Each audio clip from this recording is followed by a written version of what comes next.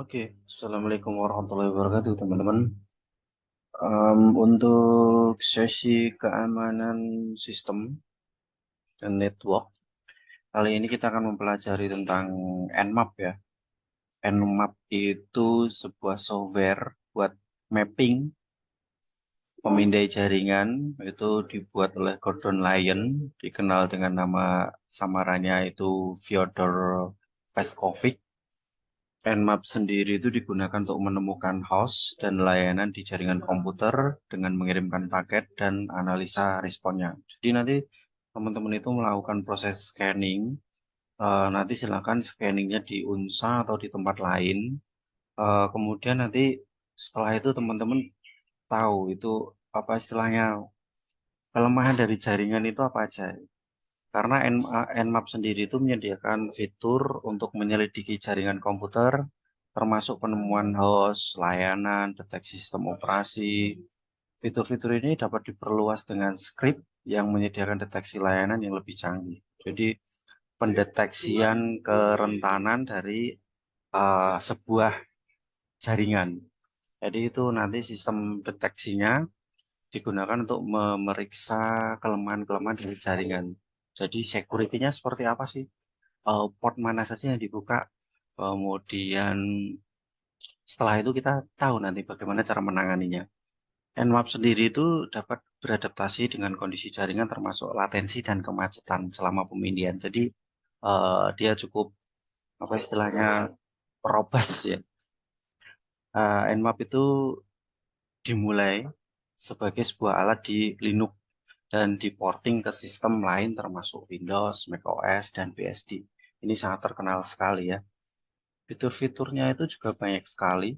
Penemuan host itu seperti mengidentifikasi host jaringan, kemudian pemindahan port, jadi menghitung port yang terbuka karena untuk port sebuah sistem keamanan di jaringan itu kan eh, apa banyak kan. Jadi nanti ada port yang terbuka. Biasanya itu yang terbuka itu 80 dan 443.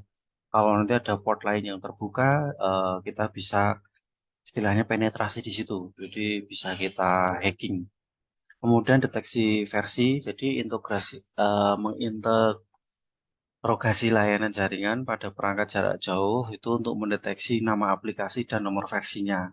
Seperti kemudian ada lagi itu CD jari tumpukan ke TCP IP-nya, kemudian interaksi script dan targetnya.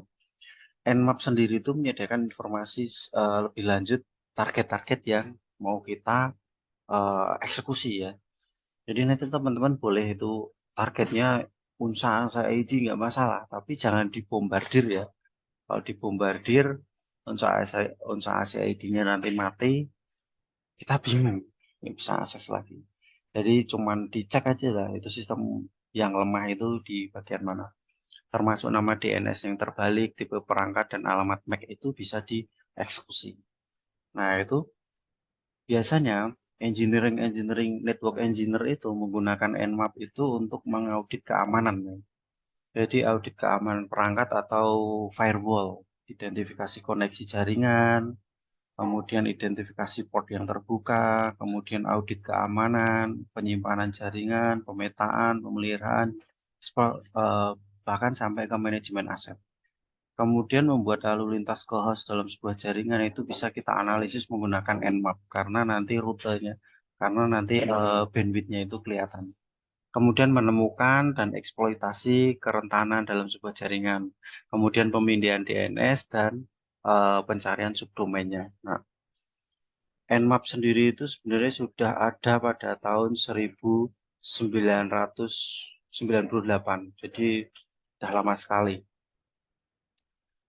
Kemudian dia itu terus berkembang, dan bahasa basic dari Nmap itu adalah bahasa C. Tapi sekarang sudah pindah ke C++. Eh, Rilisnya dulu IP versi 4, sekarang dia sudah bisa digunakan untuk IP versi 6. Meskipun IP versi 6 itu sekarang masih sangat jarang dipakai karena perangkat-perangkat yang kita gunakan untuk terkoneksi ke jaringan itu masih kebanyakan ya yang dijual di pabrikan itu adalah IP versi 4. Kemudian sidik jari terbaru memungkinkan untuk pendeteksi sistem operasi dan layanan versi yang lebih baik.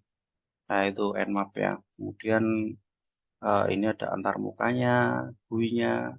GUI-nya itu seperti ini. Ini Zenmap, kemudian ini ada Nmap FE, kemudian ini Nmap GUI yang ada di macOS. Jadi mereka itu beda-beda untuk GUI atau tampilannya. Cuman ya fungsinya sama sih. Nih, awal-awal dulu itu Nmap itu didistribusikan itu di bawah GNU Public License dari Linux dulu. Kemudian dia dipakai merambah ke Windows dan Mac. Oke, seperti itu. Nah, keluaran-keluaran dari Nmap itu menyediakan 4 kemungkinan format outputnya. Jadi ketika kita sudah melakukan proses scanning baru nanti apa namanya kita dapat output seperti Wireshark. Wireshark itu kita bisa melakukan scanning, kemudian nanti outputnya bisa kita ekspor. Nah, output dari Nmap sendiri itu bisa dimanipulasi oleh perangkat lunak pengolahan teks, mengizinkan pengguna untuk membuat laporan yang dimodifikasi sendiri. Jadi ini nanti bisa dieksekusi dengan data mining ya. Data mining seperti apa sih kondisi jaringannya gitu. Nah, itu interaktif itu disajikan dan diperbarui secara real time. Jadi ketika datanya itu berubah, dia akan ikut berubah. Kemudian XML itu bisa dikonversi pada HTML. Kemudian itu apa namanya dapat diterima outputnya itu sesuaikan dengan alat pemrosesan yang berorientasi garis seperti grep, set, dan AWK. Normalnya output itu terlihat saat menjalankan Nmap itu dari baris perintah, tetapi disimpan ke sebuah file. Strip-kd. Nah, strip-kd itu dimasukkan sebagai cara yang lucu untuk memformat keluaran interaktif. Jadi apa ya? Representasi angkanya itu divisualisasikan. Nah, ini untuk contoh Nmap scanning ya. Jadi ketika kita mau melakukan scanning itu Nmap min A, kemudian scan nmap.org. Nah, itu nanti kita akan melakukan proses scanning ya, starting Nmap. Nah, itu versinya ya. Kemudian apa sih mana sih yang mau kita scanning. Nah, di situ untuk alamatnya ada 74.207.244.221. Host is up, berarti hostnya itu hidup. Hidup dengan pingnya itu 0,16 second. Nah, not show ini. Kemudian port. Nah, dia akan tampil semuanya di sini. Ini SSH hotkey-nya. Ini DSA dan RSA. Kemarin teman-teman sudah saya instruksikan untuk melakukan hacking wireless. Nah, otomatis di sini agak mirip-mirip ya. Kemudian itu traceroute-nya. Traceroute itu jadi apa namanya alamat mana saja yang dilewati. Alamat mana saja yang dilewati ini. Jadi nanti ini ada address-nya. Kemudian di sini ada address-nya yang berbeda. Jadi nanti seberapa banyak dia itu dari tempat kita untuk sampai di tempat tujuan. Kalau di sini berarti dia melalui 13 router. Dari tempat kita sampai ke router yang akan kita scanning itu kita melewati 10 router. OS and service detecting perform, please report. Nah, ini untuk reportnya. Nah, di sini ada banyak sekali aplikasi-aplikasi untuk penetrasi ya. Untuk penetrasi hacking, biasanya itu pakai Aircrack. Aircrack itu biasanya temennya itu Aerodam. Di sini kebetulan nggak ada, jadi nanti teman-teman silakan pelajari sendiri Aerodam.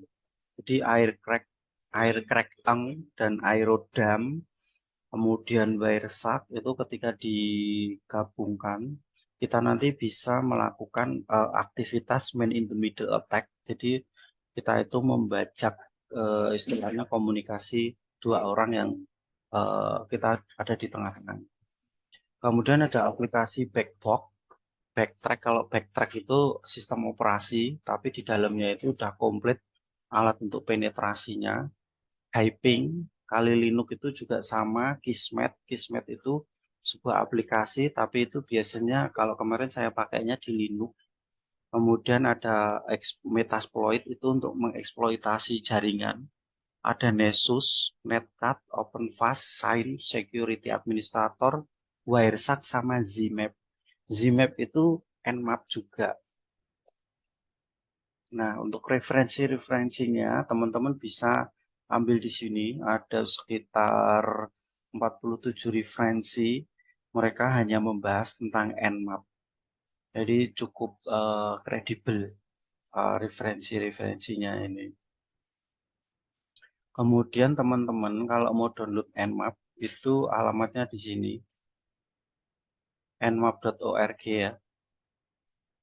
nmap.org. Kemudian teman-teman nanti silakan pilih. Di sini kan ada apa namanya pilihan. Teman-teman pakai apa? Windows, Mac OS, Linux, atau sistem operasi yang lain. Silakan pilih. Nah, katakanlah teman-teman pakai Windows. Silakan di sini Windows itu versi stabilnya rilis itu versi 7.94. Teman-teman nanti bisa download karena ini versinya itu adalah .exe. Kalau Excel itu sangat mudah di apa namanya install. Kemudian ada yang menggunakan RPM. Kalau RPM itu Linux Red Hat ya. Red Hat, Mandrake, SUSE itu menggunakan RPM. Itu teman-teman bisa install online. Kemudian kalau pakai Mac itu teman-teman ekstensi Mac itu .gmg ya. GMG itu teman-teman bisa download terserah sesuai dengan apa fitur dari teman-teman yang miliki. Nah, nanti setelah itu teman-teman silakan mencoba untuk melakukan proses scanning jaringan ataupun server, bisa di tempat teman-teman sendiri, kantor ataupun unsa, nggak masalah. Kalian istilahnya lihat saja apa sih kelemahan-kelemahan dari network yang sudah dibangun menggunakan Nmap ini. Oke. Itu nanti tugas silakan diupload di Google Classroom. Waktunya 4 hari kerja terhitung dari hari ini ya. Oke. Sekian dulu dari saya tentang pembahasan Nmap. Wabillahi taufiq wal hidayah. Wassalamualaikum warahmatullahi wabarakatuh.